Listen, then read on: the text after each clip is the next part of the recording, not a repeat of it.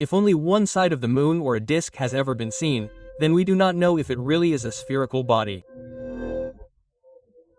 Another strange thing is why, according to the official model, lunar gravity attracts millions of tons of seawater during high and low tides, but cannot attract dust in the air or other objects.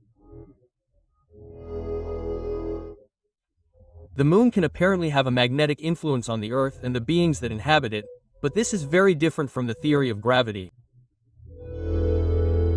Why are there so few real images of the moon? All we see of the moon is what can be seen from our vantage point here on our world through telescopes, video cameras, and photography with telephoto or zoom lenses. Why can't space agencies provide real images of the moon from the supposed orbit of the Earth? The United States Space Agency, the Russian Agency, the European Agency, and the Chinese Agency are spending billions of dollars on their research programs, and the results of these programs are more than dubious.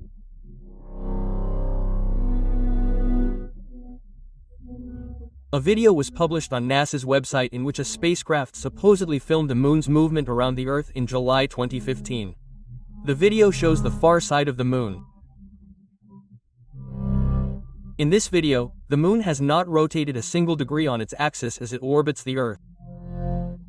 It looks as if a circle had been inserted and made to move. It doesn't take a genius to realize that these images are nothing more than a computer animation. They show us a perfect sphere, a time lapse where the clouds remain the same, and a very unconvincing moon. Why are there polygonal craters on the moon? If we look at the moon with a telescope, we will notice that it has shapes that have been called craters, which were supposedly caused by asteroids or meteorites that hit its surface. The curious thing is that almost all of these craters seem to be the same depth and, even more striking, many are square or especially hexagonal in shape.